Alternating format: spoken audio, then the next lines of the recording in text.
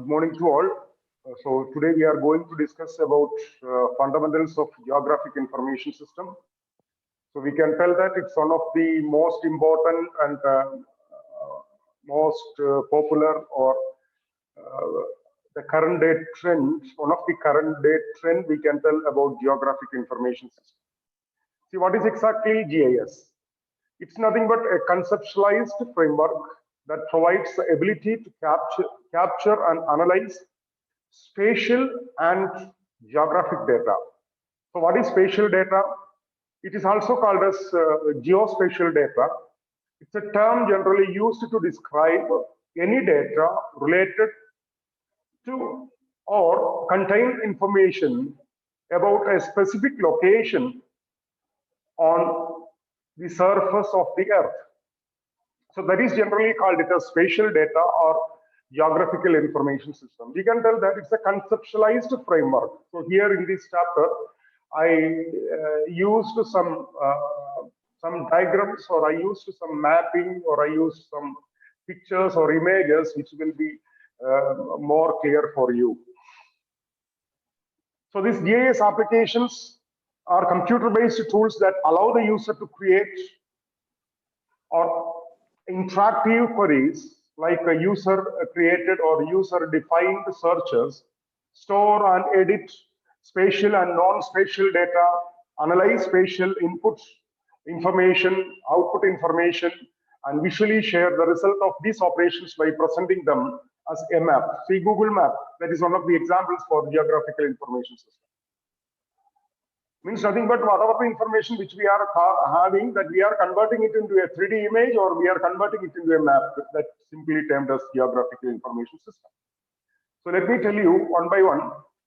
So what is GIS? Actually, in general, there is no consensus on the definition. That means there is no agreement on the judgment on the definition, but even then, we can tell that in GIS, it includes the following major elements like hardware or software, databases and applications or infrastructure. So these are all the three main components or three main parts in every GIS, every geographical information system. Okay, is it audible?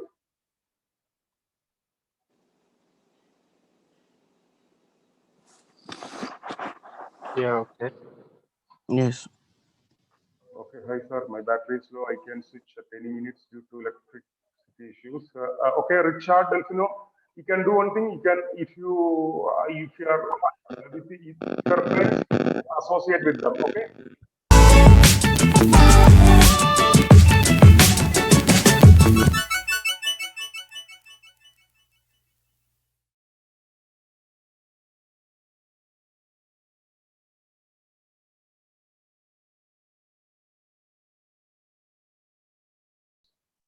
See, what is exactly GIS? It's nothing but a conceptualized framework that provides the ability to capture and analyze spatial and geographic data. So what is spatial data? It is also called as geospatial data.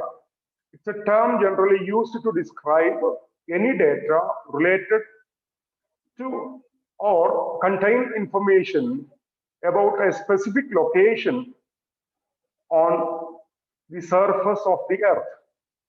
So that is generally called it as spatial data or geographical information system. We can tell that it's a conceptualized framework. So here in this chapter, I used some diagrams, or I used some mapping, or I used some pictures or images which will be more clear for you.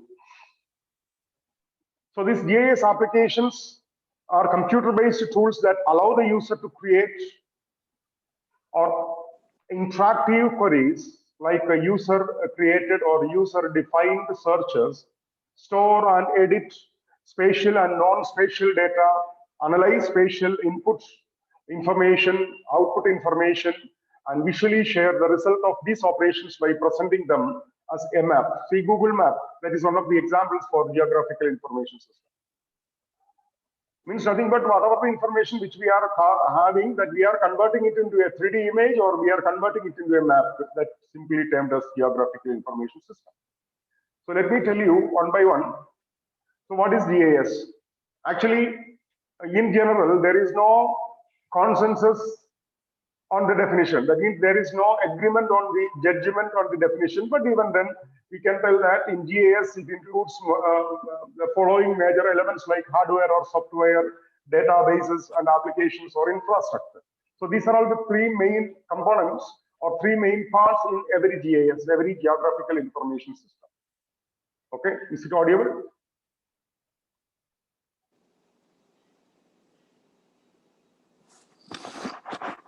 Yeah, okay. Yes. Okay, hi sir, my battery is low. I can switch at any minutes due to electricity issues. Okay, Richard Delfino, you can do one thing. You can, if you are with your friends, associate with them. Okay. Okay, thank you. Okay.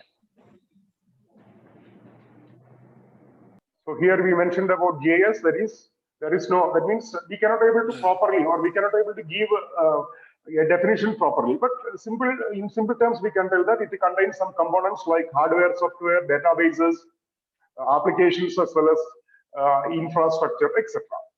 Then comes another definition. It's a specific information system applied to geographic data, and it is mainly referred to as a system of hardware, software, personnel, and procedures. And it is designed to capture management, manipulation, analysis, modeling, and display of spatially referenced data for solving complex planning and management problems. See here, it mentioned here as spatially. What is spatially? Spatially, it is nothing but it is used to describe any data related or contain information about a specific location on the surface of the earth or on the earth surface. See, there are many alternative names. Even though it is termed as geographical information system, we can call it in different names like multi-purpose geographical data system, multi-purpose input land use system, computerized geographical information system, system for handling natural resources inventory data, geo-information system, spatial information system, land resource information system, spatial data management and comprehensive analysis system, planning information system, resource information system, etc. Just see, there are many different names for GIS. So, as the heading states, the alternatives names for GIS or geographical information system. Then comes the objectives of GIS. So, okay, if you are considering about any application, the ultimate objective is nothing but to take decision. That is decision making. So here, GIS, one of the objective of GIS is to maximize the efficiency of planning and decision making, provide efficient means for data distribution and handling, elimination of redundant database. By doing that, we are going to reduce the duplication or replication, capacity to integrate information from many sources, complex analysis or query involved geographical reference data to generate new information. See, nowadays, if you want to go to a location, and if you are having internet and smartphone, just with the help of Google Map, we are searching for it and we are reaching the place without any difficulty. Am I correct? In the olden times, it was very difficult for us.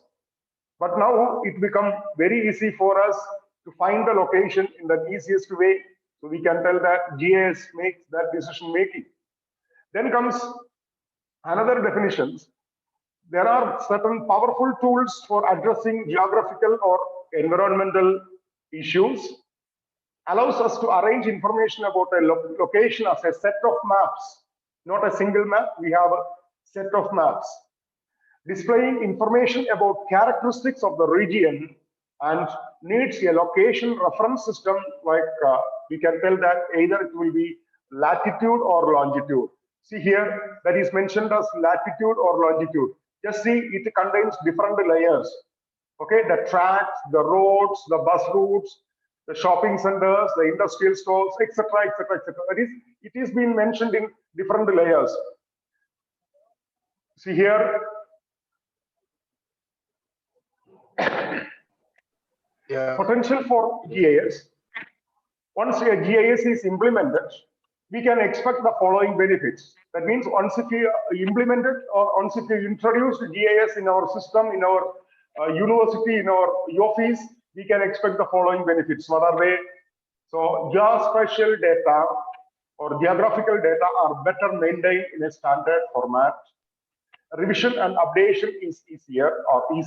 Just imagine that, okay, University of Garden City, it's already there. So when they are going to start a new university or a new college, that also will be updated in the spatial database. Automatically, we can able to search for it in the later stages. Then geospatial data and information are easier to search, analyze, and represent. More value-added products. Geospatial data can be shared and exchanged freely. See, in the olden times, we can able to only share the location. Now, using WhatsApp, we can able to share the live location. That means currently where you are. When you are moving around, that live location also we can able to share. Then productivity of the staff is improved and more efficient. Time and money are saved. Better decisions can be made. So these are all the some of the potential benefits or potentials of the GIS or potential benefits of GIS. Okay, is it clear? Yeah, clear. Okay. So the questions that a GIS is required to answer are mainly as follows. See, the questions we are going to ask to ourselves. What are they? First one, what is at?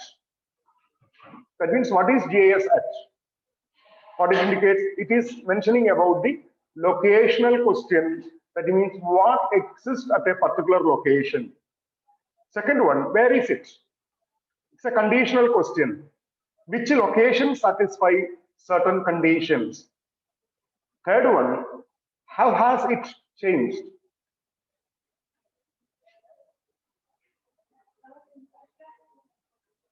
How has it changed? That is, it's a trendy question, identifies geographical occurrence or trends that have changed or in the process of changing. Then which data are related? It is the relational questions, analyzes the spatial relationship between objects of geographical features and what if. It's a model-based question, computers and displays an optimum path, a suitable land, risky area against disasters, etc., based on models. See, particularly, you may be heard about Haiti, which is a place in the American continent. Haiti always having disasters, natural calamities like earthquake, flood, etc., etc. Sometimes people may trap in certain areas. So using the geographical information, they are going to locate which place is more affected, which place we can able to find the collapse of the building, etc., etc. Many things we can able to tell. Then comes the components of GIS, which I already mentioned. We have a hardware and software, we have a database, and we have application. So we can tell that we have a hardware, we have software, we have data, we have people, and we have methods or applications. So what are they? Let us go through one by one. So the components of GIS, first one is hardware. Input devices, generally we use a keyboard, digitized tablet and scanners, central processing unit, Pentium, advanced micro devices or AMD processor or Sun Spark, very scalable processor architecture, storage devices like tape drives, floppy drives, hard drives, etc., hard disk, etc., output devices like monitor, printer, plotter, etc. So these are all the hardware which we used for extracting or which we used for designing a GIS-based application or a GIS application. And then comes its diagram like CPU, central processing unit, plotter, scanner, printer, visual or virtual display unit or visual display unit, tape drive, disk, etc. What are the key software components? Tools for input and manipulation of geographic information. It contains a database management system, because from that database management system, from that data, we are extracting our relevant information using some data mining, that is data warehousing and data mining techniques. tools that support geographical queries, analysis, and visualization, a graphical user interface for easy access to tools. So some of the tools generally we used are being given here, like ERDAS, SoftMap.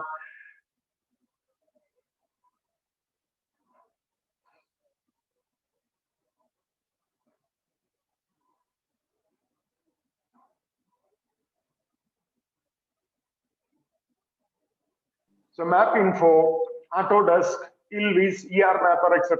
Here. So these are all some of the tools which we used for. See here, the mostly used is ER Mapper, helping people manage the Earth, that is regarding Earth information, etc. Then comes the components of GIS.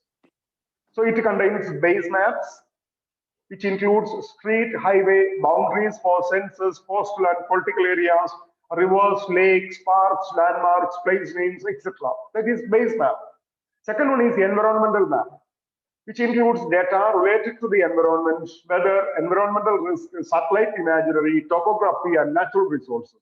Then comes socio-economic data, which includes data related to census, demography, healthcare, real estate, telecommunications, emergency preparedness, crime, business establishment, and transportation. So three different kinds of maps or three different kinds of data which we can tell, like base map, environmental map, and socio-economic map. See how it is. See, this is a base map, and this is the environmental map, and this is a socio-economic map and data, and this is the other maps as well as data. The best example, if you are watching television, particularly the news, at the end of the news, they are showing the climate. So the climate they are showing with respect to any of these maps. They will point out the particular location and there the degree of the heat or the Celsius is this much, or if it is cold, the degree of Celsius is this much. Like that, they are showing or they are describing it with the help of the map. Okay, is it clear? Yeah, clear. Yes, yes. So the components, that means who are all being responsible, who are all being involved in GIS. We can tell that there will be a GIS manager, there will be a specialist, there will be a technician, there will be an analyst, there will be a programmer, there will be a data encoder, there will be an information system analyst, there will be an information technology manager, there will be an engineer, and there will be planning officer. So these are all some of the people or some of the members who is responsible for GIS applications. Procedures and methods, like we need a well-designed plan. We should have a business rule or business rules, and need models and operating practices unique to each organization. Okay, whether you had any idea before or whether you studied this before, GIS, in your previous semesters?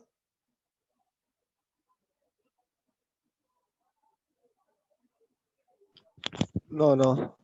Not yet. Okay. So up to this is clear for you? Yeah. Okay. Yeah.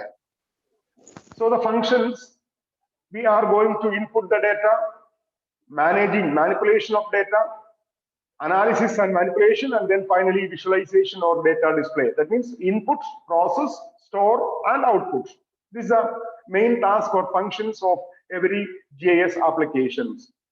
So what are the data inputs? So the procedure of encoding the data, that is what the data we received that will be encoded into a computer readable form, and writing the database into a GIS database. Data inputs includes like major steps: capturing the data, editing and cleaning, and making it into geocoding. That means it will convert it into a coding that will be useful for storing, processing, disseminating in the geographical platform. That is geocoding, which is called as. Yeah, Mohammed Al-Taj, any issue?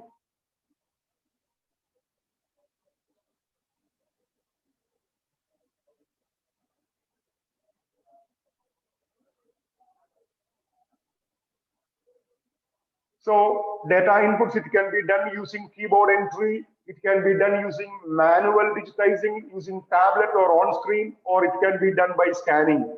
See here, examples is being given for this keyboard entry, manual digitizing or scanning.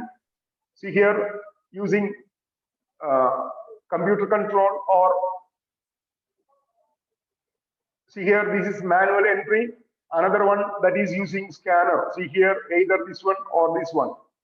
Okay, so scanning, either we can use by keyboard entry, manual digitizing, or scanning. And then comes, as I mentioned already, the geographical data is organized into layers. So like the land use, the streets, the district, the parcels, etc. So that means it will be made something like layers. Okay.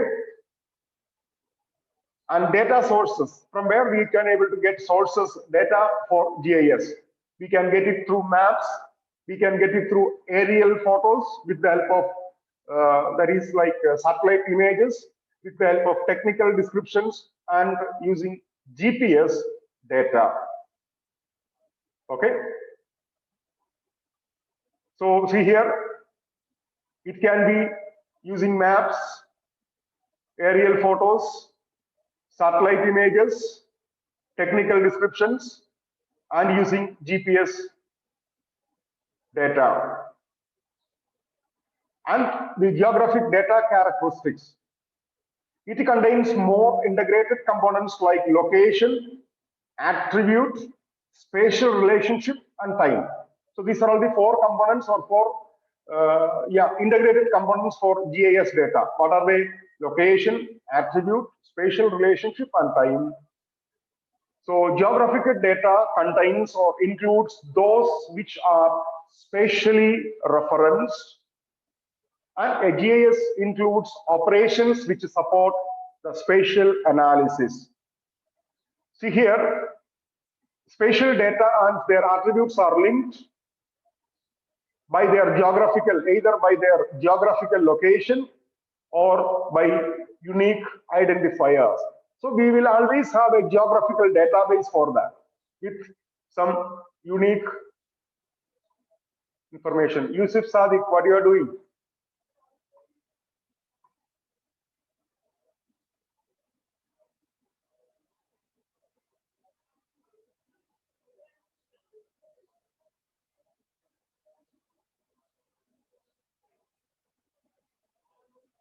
So the kinds of data that GIS handles: spatial data, usually translated into symbol objects, points, or lines, areas, and grids or pixel, represented as maps.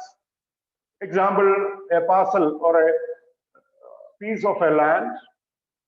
Attribute data, which is non-spatial or aspatial data, are descriptive information about specific spatial objects, often have no direct information about a spatial location, but can be linked to spatial objects they describe, usually organized in the form of tables, like which I mentioned just before. So it can be represented either like this, or it can be represented in this form, table form, that is attributed data or spatial data. So here, this indicates, it represents the points, examples like manholes or survey control monuments, lines for road, areas of polygons like properties. Then comes three-dimensional surface for topography. And identify if spatial or non-spatial, that means whether it is graphical one or textual one. Building, color of the building, that is our own building. So it will be represented generally graphically. Color of this building, it can be represented textually. The people within the building, the name of the building, the park, for example, the road, for example, the town, for example, the population, for example. So here the example is being given with the Botswana. So identifiers, which enables both spatial and attribute data to be stored separately but accessed together. Identifiers are unique values, usually integers, stored as part of this spatial data structure. If you study the data structure, this will be clear for you. as a numeric value, that is system generated ID, stored as part of the attribute data structure as a field in a table. See here, this is the one which I mentioned. So this is a map, and how it is been made, the attribute table like unique system ID, the road segment, the road class, the surface type, and surface condition, which will be represented with the help of a table. Then comes data model, conversion of real world geographical variation into discrete objects is done through different data models. It represents a linkage between the real world domain of geographic data and computer representation of these features. There are two major categories of spatial data representation, that is raster, that with respect to cells, or vector with respect to points, lines, or polygons. See here, this is the raster representation, and this is the vector representation, and this is the real world. Just see how raster data is being represented. It divides the entire study area into regular grid or cells, small cells. Each cell contains a single value. Is space filling, since every location in the study area corresponds to a cell in the raster. And raster data can be imagined as collection of cells organized like a matrix. See here, this is a grid cell, and every grid cell or every cell provides you an information about. See here, each cell contains a single value. Okay, and then comes raster data. So this is a visual representation. So database or internal structure, there is n columns, n rows, Excel centers, y, there is x-axis, y-axis centers, etc. Cell size is 1, and this is a visual representation and its corresponding data summary. Then comes vector data model. It is represented by lines, points, or polygons. Fundamental primitives is a point. Points are stored in x, y coordinates and represents features as having no dimensions. Objects are created by connecting points with straight lines or arcs. Areas are defined by set of lines or sets of lines. See here, this is the vector data model. So it mentions both latitude and longitude. So a vector model uses points stored by their real coordinates. Lines and arcs can be built from group of points. Lines have a direction based on the ordering of the points. And then finally, visual representation like the points, the lines, and the polygons, and its corresponding data summary. So here it indicates the points, here it indicates in the form of lines, and here it indicates in the form of polygons. And then there are some format issues. Why? Because most GPS or GIS applications, can utilize both vector and raster formats, and they can convert between the two. So what is the issue is that we can convert from the vector format to the raster format is easy, but raster to vector is difficult. See here, this is a raster format, and this is a vector format. Okay, so converting from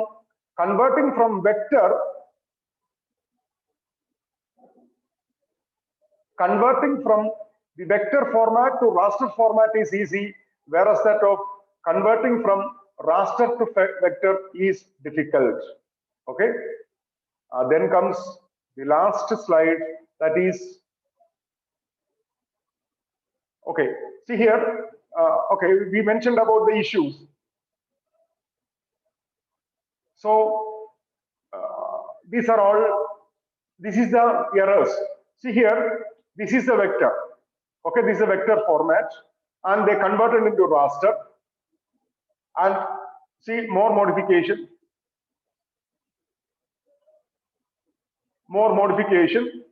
And during this modification, can you able to see what is been there in the orange color, that is the actual, and what is been there in the green color, that is the raster format, just to see the difference between these two. You got it? You got the difference between the errors? No, sir. Can you come back again? No. See here, the issue is that from the vector format, it is easy to convert to raster format. Okay, what is the raster format? This is the raster format. Okay, this is a raster format, visual representation. But what is vector format? It is in normal line, like polygons, which we can able to tell. So the points will be represented by arcs or lines. So what here we are mentioning, converting from vector to raster is easy. We can convert easily from vector to raster, but from raster to vector is difficult. See here,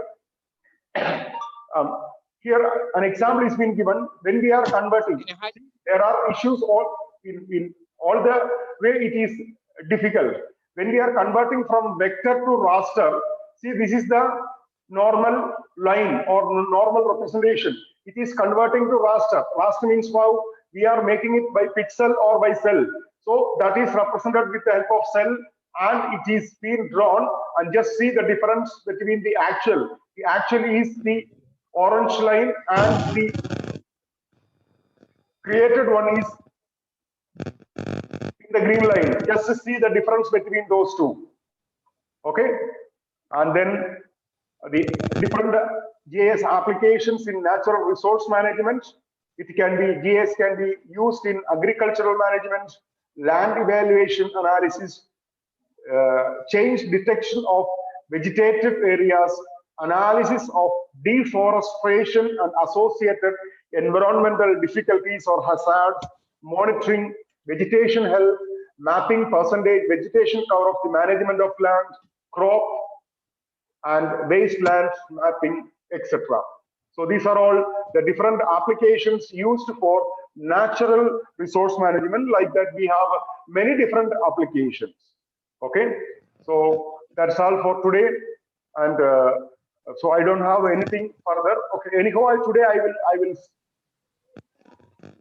will send you the online text. The online test will be for 30 minutes. And once if you enter, you need to enter your full name, and I will give you a code. That code you want to enter in capital letters. Okay, not in small letters. You need to enter that in capital letters. And the exam will be for 30 minutes. There will be 2 questions. Once if the 30 minutes is over, that means you will be out of the exam. Okay.